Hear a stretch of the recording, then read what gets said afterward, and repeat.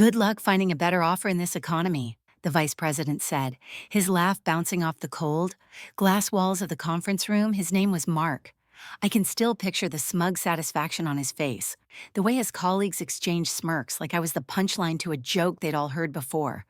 My only crime, I knew my worth, and I had the audacity to say no to their insulting offer. Have you ever had a moment like that? A moment where you felt your voice get smaller? Your value questioned in a room full of people who had already made up their minds about you, that quiet fire that starts in your chest. So if you're watching this right now, maybe in your car, maybe on your lunch break, just tell me one thing. Where are you listening from? Drop your city or country in the comments. I want to know how far this story travels, and if something in you recognizes something in this, stay with me. My name is Amelia Jensen. For 8 years, my work as a data architect has been to map the chaos of global logistics, finding clarity where others see only noise. For the last 3 of those years, I poured my nights and weekends into creating something revolutionary, a proprietary predictive model I named Ariadne. It was more than an algorithm. It was foresight, capable of seeing weeks into a supply chain's future to prevent disruptions before they happened. This was my life's work, my intellectual property, built on countless missed holidays and sleepless nights. It was the reason I was in that top-floor conference room at Logicor Dynamics, expecting a formal offer after weeks of intense technical vetting. I had shown them everything: the elegant architecture, the flawless simulation results, the staggering financial impact. The data was absolute, a clean and perfect mathematical proof of value in response. Mark, the vice president of operations, slid a single sheet of paper across the polished mahogany table. The number printed on it was not just inadequate, it was a fundamental miscalculation of value. It was a salary for a subordinate, not for the architect of a system that would redefine his entire division. I took a slow, deliberate breath, the recycled air feeling heavy and still. Mark, I said, my voice perfectly even, I appreciate the offer, but this figure doesn't acknowledge the asset I am bringing to your company, nor the specialized expertise required to command it. And that was the moment he leaned back in his expensive leather chair and let out that full, unrestrained laugh. It was a sound of dismissal, a carefully deployed tool of condescension meant to put me in my place. I felt the familiar heat rise in my neck, but my hands remained steady in my lap. I met his gaze, stood, and smoothed the front of my dress in a single fluid motion. Thank you for your time. The walk out of that room was the longest of my life, the heavy glass door clicking shut on their shared amusement, a sound that echoed with finality. The drive home through the Austin traffic was a blur, the city's vibrant sounds muted by the echo of that laughter. For a terrifying stretch of the journey, his mockery became the voice of my own deepest fears. Asterisk, was I arrogant? Had I overplayed my hand? Asterisk. The market was tightening, and opportunities like this were rare. The weight of my rent, my student loans, my unwavering ambition suddenly felt immense, threatening to crush me under the realization that I might have just thrown away my only real shot. But as I stood in the silence of my own apartment, watching the city lights begin to ignite the twilight, the doubt receded. It was replaced by a cold, hard certainty that settled deep in my bones. I was not arrogant. I was accurate. The simulations didn't lie. The years of sacrifice I had poured into my creation did not lie. They had looked at a revolution and seen only a line item on a budget. They hadn't just underestimated my price. They had fundamentally, catastrophically misunderstood my value.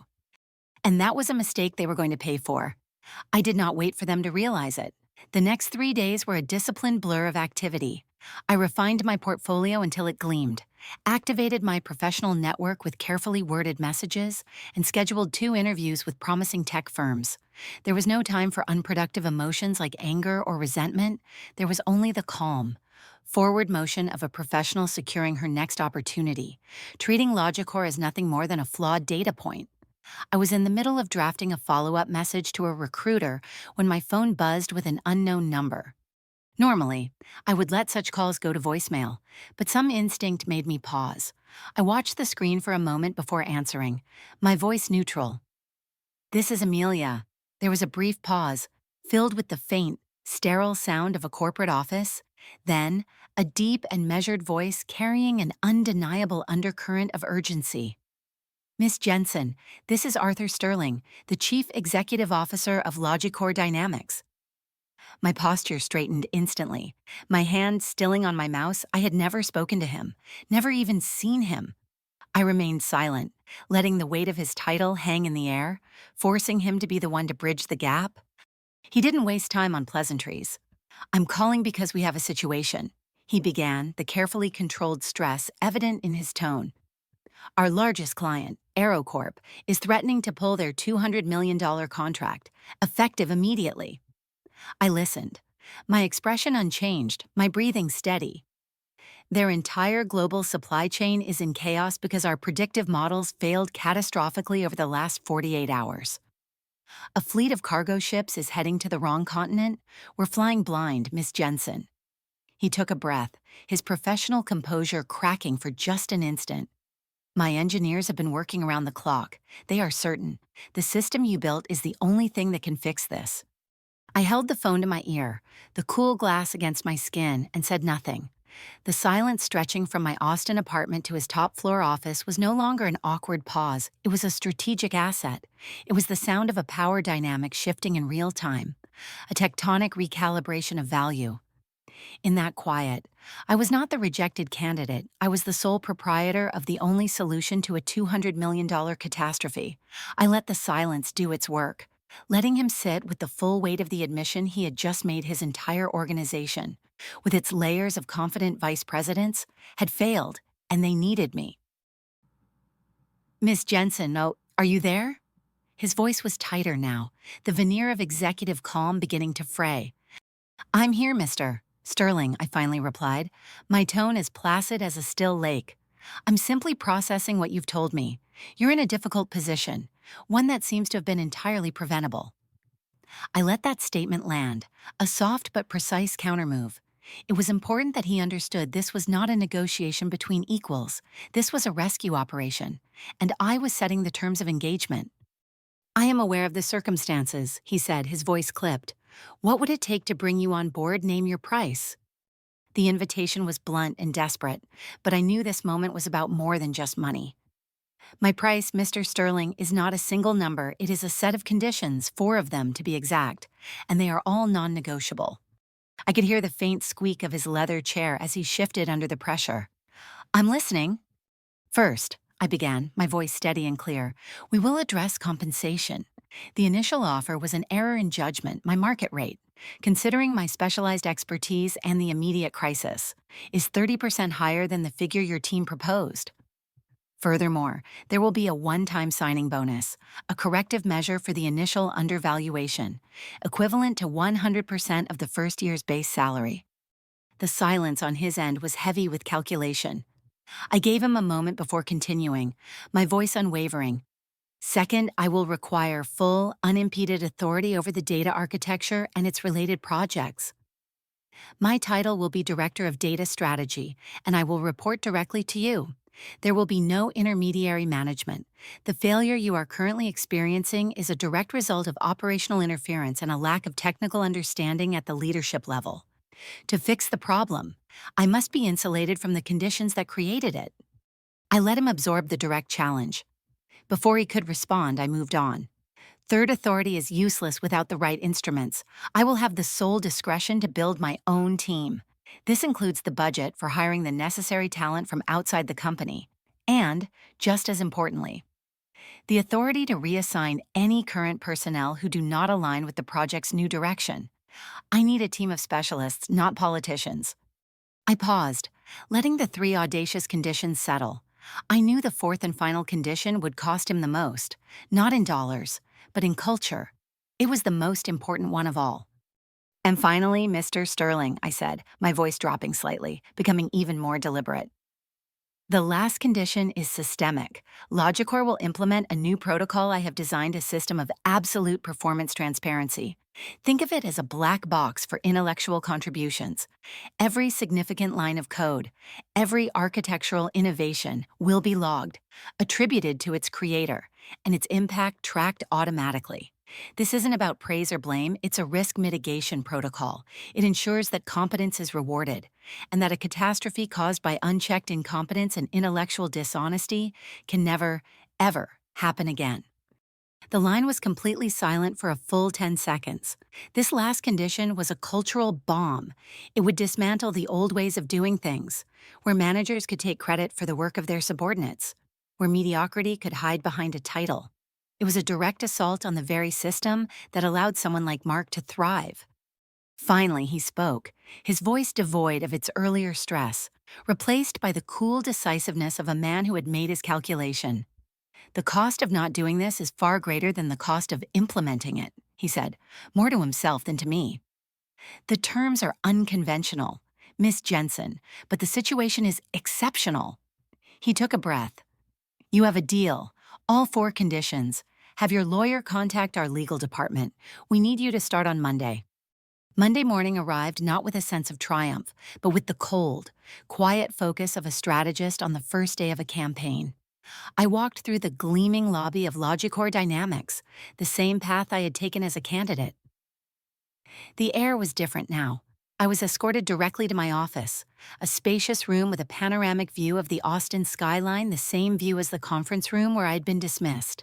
My contract, with all 4 of my audacious conditions now legally binding, was a tangible presence in my briefcase. It was the new constitution for a small, but powerful, part of this company. I spent the first hour alone, performing a deep diagnostic on their system. The data streams were a chaotic mess of error logs and panicked overrides. It was a digital crime scene, and the evidence of incompetence was everywhere. Just before 10 o'clock, an alert appeared on my screen: a mandatory project meeting in conference room A, the war room. It was time. As I entered, the half-dozen engineers and analysts already seated fell silent. Their gazes were a mixture of curiosity and apprehension. At the head of the table stood Mark. He was dressed impeccably, his smile perfectly calibrated to convey professional courtesy, but his eyes were like chips of ice. "Amelia," he said, extending a hand. "Welcome to the team. We're all eager to get your perspective on the recent challenges." The handshake was firm, brief, and utterly insincere. He then gestured to another man. "And this is David Chen, our head of information technology." David was the opposite of Mark: quiet, watchful, with an air of immense technical confidence. He gave me a short, almost imperceptible nod. I filed the interaction away. Mark began the meeting with a presentation filled with corporate jargon, unforeseen market volatility, legacy system constraints, a masterclass in obfuscation, a narrative designed to frame a catastrophic failure as an unavoidable act of nature. The engineers in the room shifted uncomfortably when he was done. He turned to me, that plastic smile fixed in place. "So, Amelia, your initial thoughts?" I didn't answer him directly. Instead, I said, "David, could you please grant me presenter access on the main display?" The screen went blank for a moment before my own interface appeared. I didn't show slides. I brought up the raw system logs from the 48-hour period of the collapse. Line after line of code and error messages filled the giant screen, a silent, damning testament. "The problem was not market volatility," I stated. My voice calm and clear, cutting through the tension. I used my cursor to highlight a specific repeating sequence of failed queries. "The problem was a fundamental flaw in the primary sorting algorithm. It created a recursive loop that, under high-stress conditions, didn't just fail, it began feeding corrupted data back into the network. This wasn't an external shock, it was a systemic failure waiting to happen." The room was utterly silent. The engineers leaned forward, their faces illuminated by the screen, recognition dawning in their eyes, and in that moment, I saw it. It was a micro-expression, a signal so faint almost anyone would have missed it. Mark, for a fraction of a second, broke eye contact with the screen and glanced at David with sharp, controlled anger in response. David's eyes narrowed ever so slightly, and he gave a nearly imperceptible nod back. It was not a gesture of agreement, it was an acknowledgement, a confirmation that their shared narrative had just been publicly dismantled. And in that moment, I understood the true layout of the battlefield. My enemy was not just one man. It was a deeply entrenched partnership that controlled the flow of information. The problem at Logicor was not just a flawed algorithm, it was a political infection, and I had just exposed the first symptom. The quiet acknowledgement was not a declaration of war, it was the activation of a silent, embedded immune system designed to neutralize a foreign element like me. The very next morning, I felt its first, subtle pressure. I arrived early, ready to begin the initial data migration for Ariadne. When I attempted to access the primary logistics server, my screen flashed "Access denied." I placed a call to David's office. He answered with practiced regret in his tone. "Ah, Amelia, we rolled out a new network-wide security protocol last night, a pre-scheduled update. You'll need to fill out the SR-47 form and get it signed by operations." A perfect, elegant trap. The form required a signature from Mark. Complaining to the CEO about a security protocol on my second day would be a disastrous show of weakness. "Understood, David," I said. After the call, I opened a new encrypted document on my drive, a file I labeled Chronology. I logged the date, the time, the incident, and David's professionally hollow explanation. They had chosen plausible deniability as their weapon. Mine would be data. 2 days later, the second attack. My project required a set of high-performance servers. The hardware had been approved, but when I checked its status, the order had been flagged and put on hold pending a budgetary review by operations. Another checkmate. I took a screenshot, added it to my chronology, and wrote a brief, objective summary. The third move was Mark's. He scheduled a critical path meeting with the engineering leads. I was not invited. I only found out when a junior engineer hesitantly asked me about a new, impossible deadline that had been set in the meeting. I checked my calendar. At the exact time of their meeting, Mark had scheduled a conflicting mandatory onboarding session for me with human resources, a perfectly executed maneuver to exclude me. That evening, I finally understood their strategy. They weren't trying to fire me, they were trying to make me fail. They would starve my project of resources, access, and information. They would tie me up in red tape, isolate me, and then, when the deadlines were missed, Mark would present a detailed, documented case of my incompetence to Sterling. It was a slow, methodical assassination by bureaucracy. Their single, critical miscalculation was this: they forgot a company is a human ecosystem, filled with histories, resentments, and loyalties that never appear on an organizational chart. I spent the next 2 days not analyzing supply chains, but careers. I sifted through project archives and performance reviews, searching for a specific pattern: a brilliant engineer whose innovative work had suddenly gone quiet a few years ago, coinciding with Mark's rise to vice president. The pattern led me to one name: Ben Carter, a senior programmer, one of the company's first technical hires, now just 3 months from retirement. His early work was legendary, but for the past 4 years, his contributions were relegated to minor maintenance tasks. I knew I had to approach him carefully. I found him in the company's near-abandoned library. I didn't mention Mark or the Sabotage.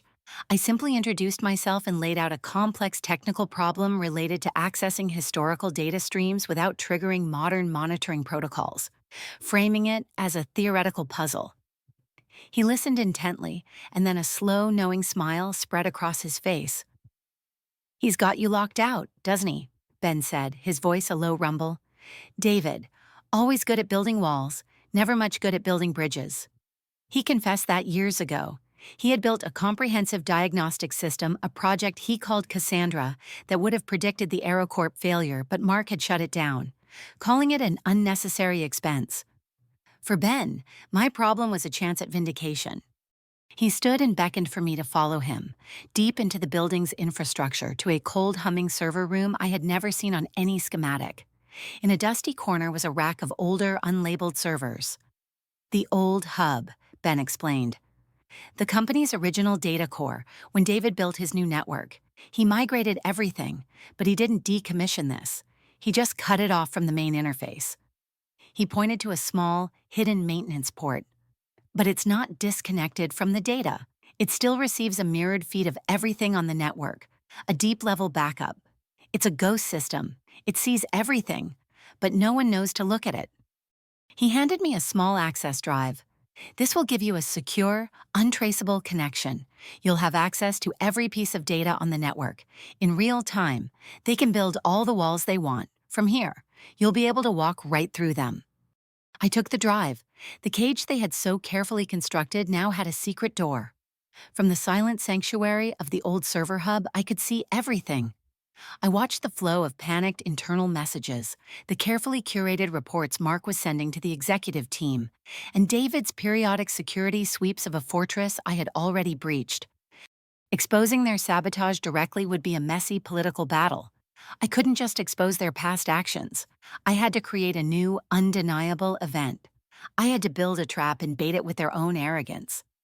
My public performance began. In the hallways, I was the picture of polite frustration.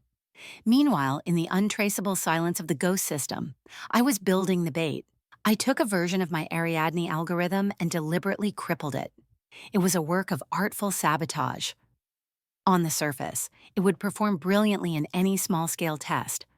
But I had woven a single, fatal flaw into its core logic, a flaw that would cause it to collapse into chaotic, nonsensical outputs when connected to the massive, live data stream of the entire company.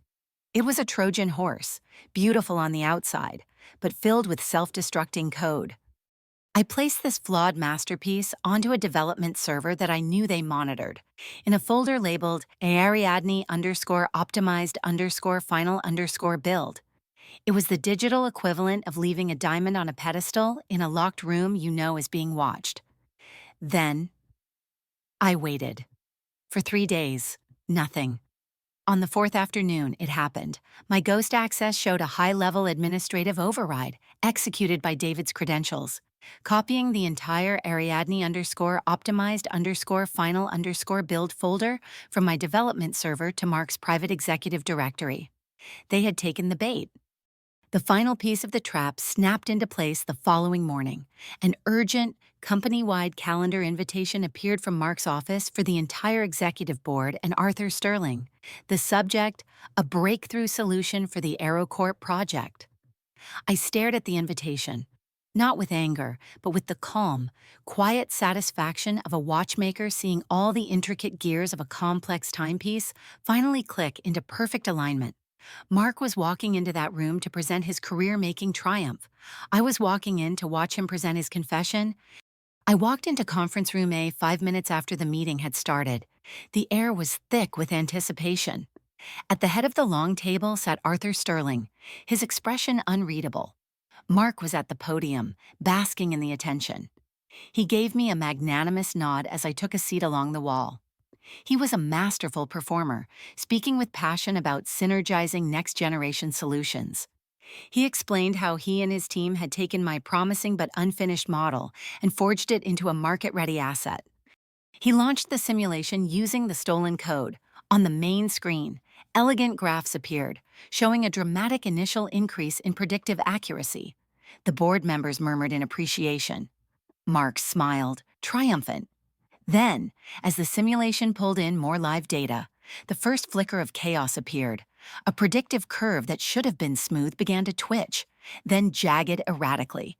Within seconds, the elegant curves fractured into a chaotic lightning storm of error-ridden projections. The room fell silent. Mark's confident smile faltered. "Just a minor data caching issue," he said quickly, his voice a little too loud. "The core logic is sound." "Is that so?" Arthur Sterling's voice was low, but it cut through the room. His gaze shifted from the chaotic screen past Mark and settled directly on me. "Miss Jensen, your assessment." This was the moment. I stood and walked calmly to the front, connecting my own device.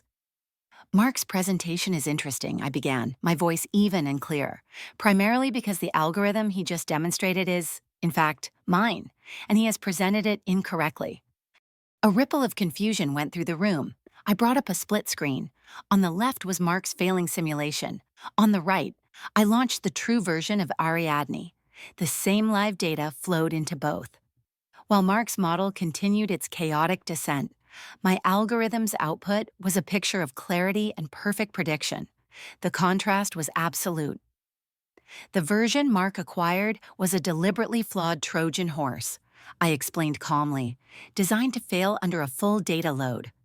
Before anyone could speak, I switched to my final display. It was the access log from the Ghost system.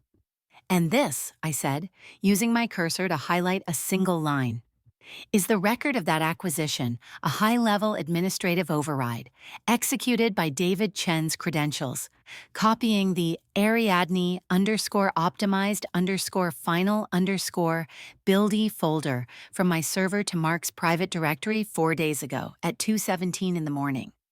The silence that followed was absolute, the heavy, profound silence of a conspiracy being laid bare.